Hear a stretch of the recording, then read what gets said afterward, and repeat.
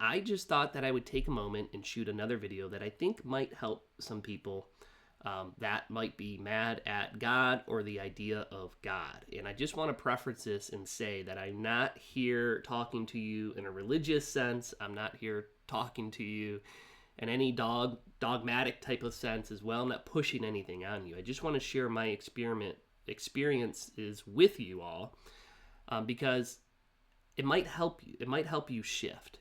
And the reason for that is because in the work that I do at the Caden Academy, we call it the 4 pillars of aligned productivity: clarity, execution, alignment, and energy. And the biggest work that I do is often in alignment side of things, the mental, the mindset side of things. And there's a profound shift that happens when you realize that you are not separate from God, that you are God, that you are creation, that the power of God flows through you. And I don't want to get into that because I've got other videos on that as well. And I would encourage you all to sit with that idea, to explore that idea for yourself, and to experiment with that idea for yourself as well. But I give you a little bit about my background because I use the word God very often. And for a long time in my life, that also made me uncomfortable. I know it makes some people in my content uncomfortable. I know it makes some people in the work that I do uncomfortable. But I'm not talking about God in a religious sense. I think maybe a lot of us can agree that there's something out there. There's some sort of energy. There's some sort of something that we can't explain that's moving through us and all things. And so whether you call it God or whether you call it source or whether you call it spirit, you can name it whatever you want. You can name it John. You can name it Pete. You can name it whatever. And so that's what I mean. But for me, I'll tell you, it was even uncomfortable for me for many, many years of my life to even say God, because I was mad at God. And I'll give you some examples in my life. But I've come to the realization that that I was wrong. That what happens is you tend to be mad at God when you still believe that you are separate from God. When you look at God as this figure in the air that you're praying to, that you're begging to help in your circumstances, and he's not answering. And so you get mad at God. God, what lessons do I need to learn? What's wrong with me? Do you hear me? Am I not praying correctly? A lot of people that I run into have had something very traumatic happen in their life, whether they lost a loved one or a relationship or a failed business or a failed marriage. Losing a loved one is oftentimes very difficult because a lot of people are praying for that loved one, and then that loved one passes away, and you don't understand why, right? And so you get mad at God. And for me, I remember being very mad at the idea of God pretty much since I was born until I was 16, because I grew up with a background in Catholicism, and I never really made sense to me. But I remember just praying and praying and praying, and my life never changed for the better. Nothing ever happened. And so I left Catholicism, and I went way kind of out to all the different corners of the earth in terms of spirituality. I've studied a lot. I mean, I could have conversations with a lot of people on a lot of different topics. And then there was another point in my adult life where things came crashing down again in a very significant way. And for whatever reason, and I'm grateful I did, but I got pulled into Christianity this time. And I'm grateful for that experience because it caused me to do 2 things. It caused me to come back to the realization that I am not separate from God. And it caused me to really understand and look at Scripture in a different way. A lot about what I talk about today, Scripture not being literal in its sense, Scripture not being historical in sense, but being symbolic. And there's a lot of wisdom, and that's why you often hear me quote Scripture. And it's not just Scripture. There's many other religious and spiritual texts, but when you look at it in a symbolic way, and I have a video somewhere that kind of dives into that, you realize that you are not separate from God, and it's only when you think that you're separate from God that you get mad at God. And so I'm grateful for that. The challenge that I had with Christianity, I'll just be frank with you guys, is that it created very much so a separation, that you are not part of God, you are not God, God is up here, and you are lower than God. And whether that's, I would say, I don't want to get into, it's a touchy subject for a lot of people, and I understand that, but what I would encourage people to do is just sit with this idea and experiment with this, because even if you read scripture and you read the Bible, or you're Hindu or you're Buddhist or whatever spiritual beliefs that you have, I think we all agree that something exists, some sort of energy, some sort of form exists.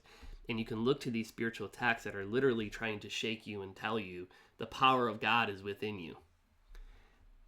And when you realize that and you experiment with that, prayer changes, affirmations change, the whole process changes. And the missing component for me was, first of all, you have to understand that, and I keep using this up here, you are not separate from God. That's the first step, that God is within you, that the power of God is within you, and that you have the power of creation literally flowing through you. And the tool for that is your subconscious mind and your imagination. And if anybody wants to experiment with that concept, you can prove it for yourself. You can get a copy for free or buy it off of Amazon of the book, Imagination Creates Reality, a Self-Experiment in Conscious Creation, because this will prove to you what it is that I'm talking about. That's one of those things I don't get into too much of. This is the truth, this is not the truth, because none of us know at the end of the day. But I can tell you that you can experiment with the fact that your imagination, your subconscious, can transform your life, and that it does control your reality, and you can prove it for yourself. But it first starts with kind of abandoning this idea that God is some distant figure that you have to pray to, that you have to beg for help. A lot of us beg for help, we plead for help, but that creates a separation. And so when you realize that you are part of God, you are part of creation, that flows within you, then you can move into bringing about and changing your life circumstances in a positive way. Now prayer works.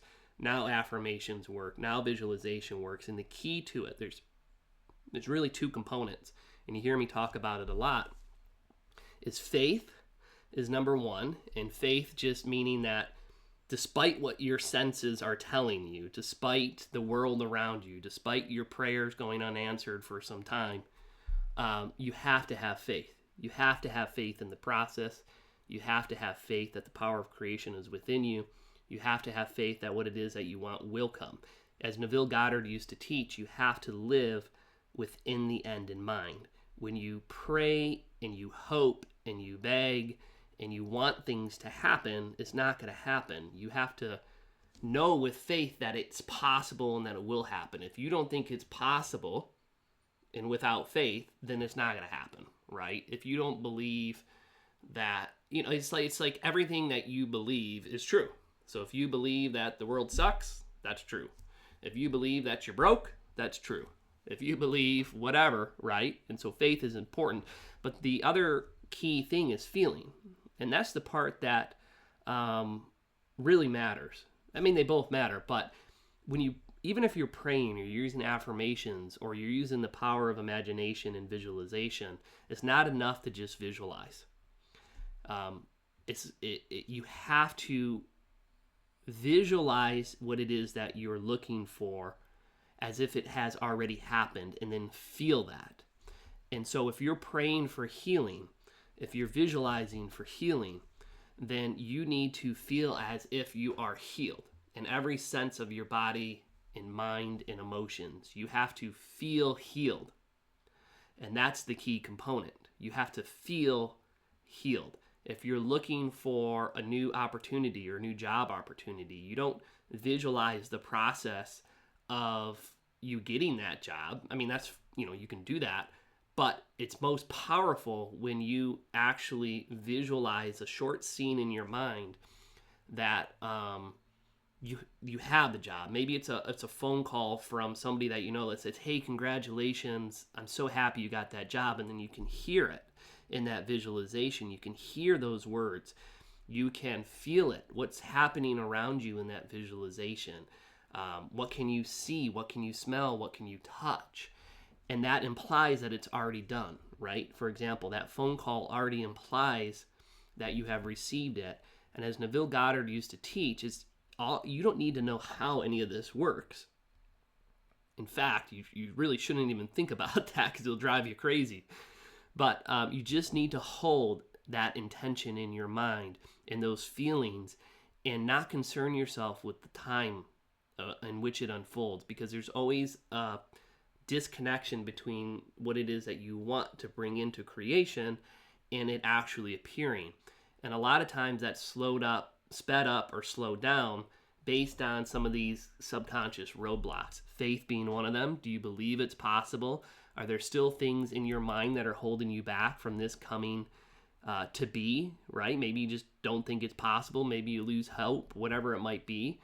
But it gets easier over time. And as you test this and you prove this, then you start to have more confidence and you start to have more faith in what it is that we're describing here. And then you have to ask yourself, what are all of these spiritual teachings and religious teachings trying to say? You know, in Scripture, I remember, and I love this quote, it says, Jesus says, you too, and it depends on what version you're reading, but in essence, you too can do all of what I'm doing and more if you have faith. There's another quote that says, if you knock, it shall be given. You know, and so then you have to ask yourself, as you start to see, now you start attaching feeling and you start attaching prayer and you start saying, well, what is this idea of your subconscious mind creates reality? And you start to experiment with it and you start to see these things unfold. It gets to be more clear to you, wait a minute, maybe the core of what so much religion and so much spiritual work is teaching me is that maybe it's true. Maybe the power of God does actually lay within me. Maybe the power of creation is actually within me. And then that's when your life really starts to transform. That's when your situations start to transform. That's when you move away from feeling like there's no hope, you have no control over your life, to feeling like I have complete and total control over my life. In fact, I have complete and total control over every aspect of my life. And that's a very freeing experience to have. And that's why I'm so passionate about this work and teaching people that, is because you move away from fear. You move away from chaos in your life. You move away from lack and you move into creation and you move into flow, and you realize that you are not a victim. You realize that you are the creator of your experience, that you are the creator of your world. You stop being mad at God, because to be mad at God is to be mad at yourself. And that's okay. You can be mad at yourself as well. But it's bringing back home. It's taking God from the sky and putting God within, that you are not separate. And that's the point that I want to make. And so I say this because there's so many people that have had so many bad experiences in their lives, and I was one of them on several times in my life.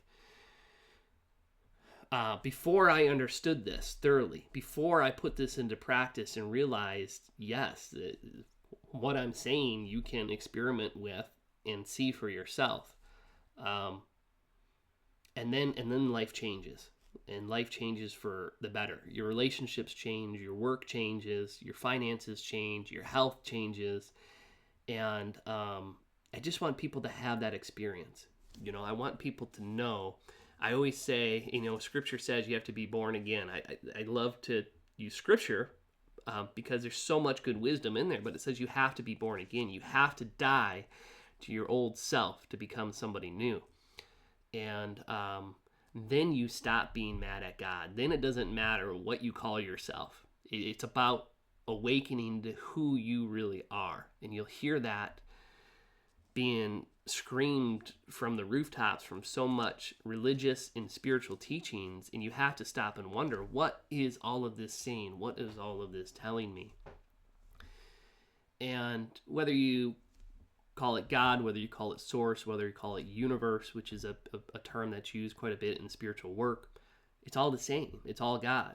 And so just consider that. Just consider that, experiment with that, and I encourage you to go and find yourself again within. Doing the inner work is not comfortable. It's very uncomfortable, right? It creates a lot of disruption within your life at first. But you know, it's a seed that's sowed that will change your life, you know, forever, right? Once you kind of realize what it is that so many religious teachers and spiritual teachers are talking about, you can't unsee that. You can't go back from that. But it does help make life a little easier when you remember who you are. And so hopefully this video sparked some ideas for you. Okay, so sit with that, reflect on that, experiment with it, and we'll see you all in some more videos. Take care.